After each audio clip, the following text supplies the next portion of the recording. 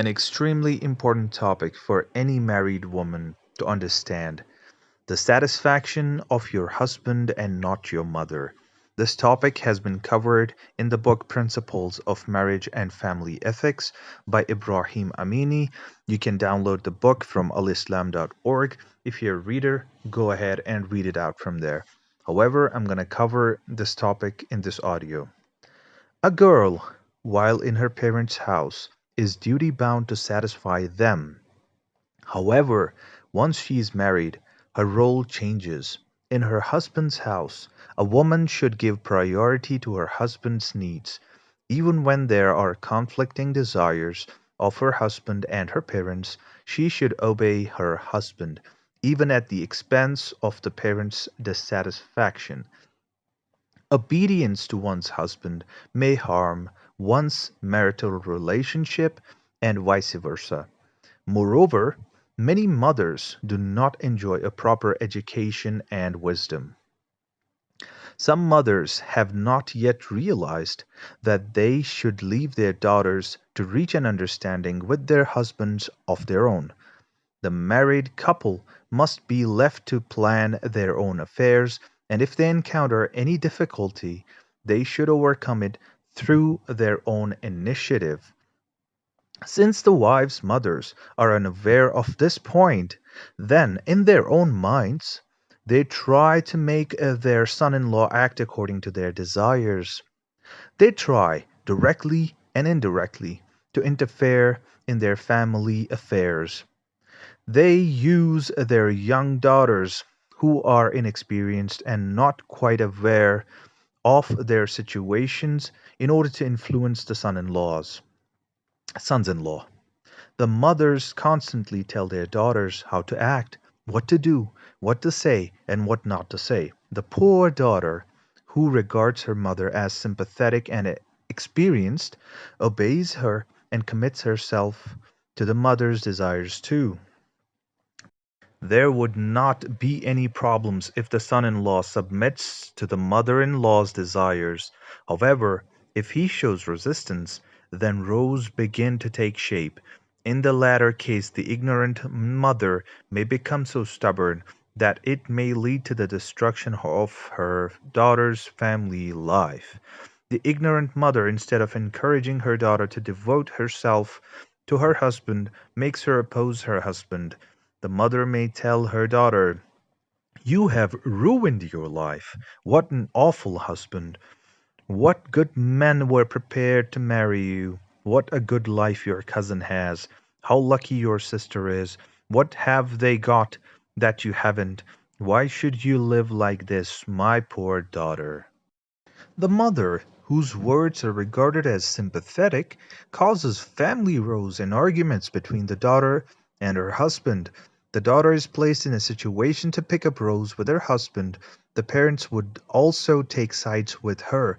And finally, in order to win the fight, they show willingness towards their daughter getting a divorce.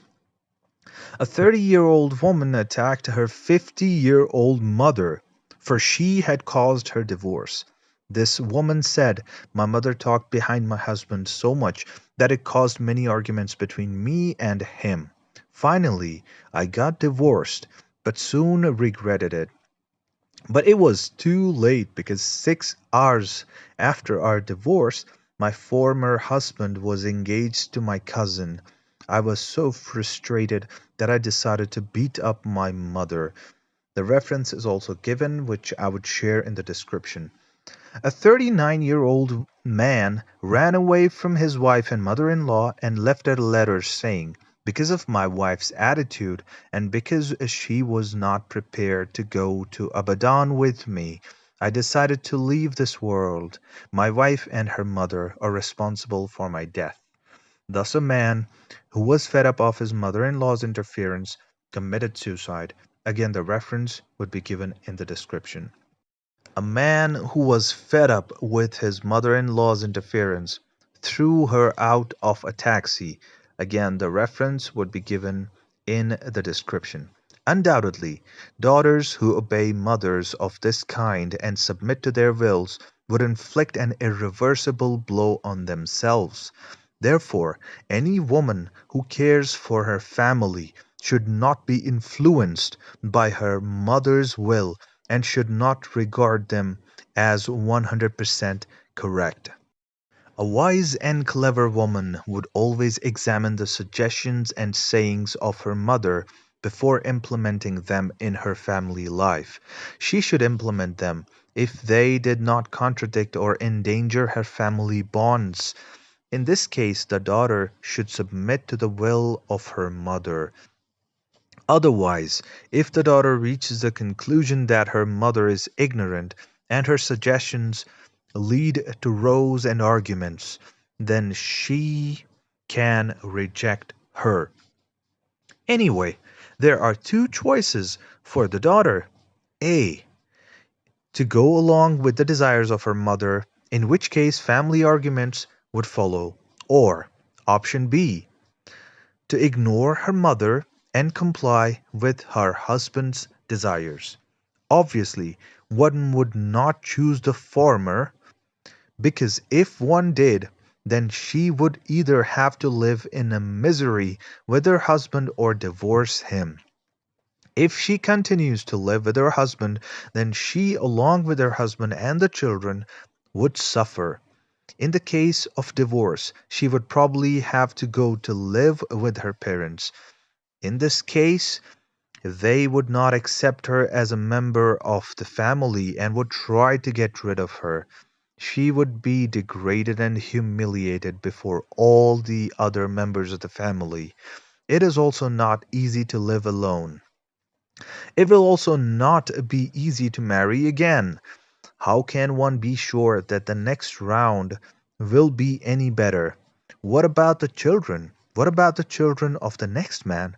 She might end up so frustrated that she might kill herself. She may become so difficult to live with that the next man she marries may run away from her or even kill himself. Once a woman ponders over the consequences of acting upon the selfish and foolish desires of her mother or others, then she should firmly decide to ignore all the talk as not to endanger her relationship with her husband. She could tell her mother, now that I'm married, it's better for me to try to protect my marriage and keep my husband satisfied. I would rather treat him kindly because he is my partner. He can make me happy and is able to help me. He shares all the ups and downs of life with me. He is my choice, and if we have any difficulties, we will try to solve them ourselves. We can plan our lives. Your interference may make a bad situation worse. If you want us to have a good relationship with you, then do not interfere in our lives. Do not talk behind my husband, otherwise, I'll have to cut off my relationship with you. If your mother, as a result of your suggestion, stops interfering, then you will not be disturbed. However, if she is not prepared to take any notice of your desires, it would be better for you to stop seeing her. In this way, you will be saved and you can live comfortably. While as a result of breaking away from your parents, you may lose some of your respect among your family, you will have earned many times over more respect from your husband. The Prophet of Allah (SAW) stated, "The best of your women is one who gives birth to many children, is loving and chaste, who does not submit to the will of her relatives, but is obedient towards her husband, adorns herself only for her husband, and protects herself from strangers, listens to her husband and obeys him, accedes to his wishes in privacy and does not lose her modesty in any case." The Prophet ﷺ then added, "The worst of your women is she who obeys her relatives but does not submit to the wishes of her husband. is barren and vindictive, is not afraid of committing bad deeds, adorns herself in the absence of her husband, would not accede to the wishes of her husband in privacy, would not accept his excuses, and would not forgive his mistakes. Again, the references would be given in the description below. Salamun alaykum wa rahmatullahi wa barakatuh.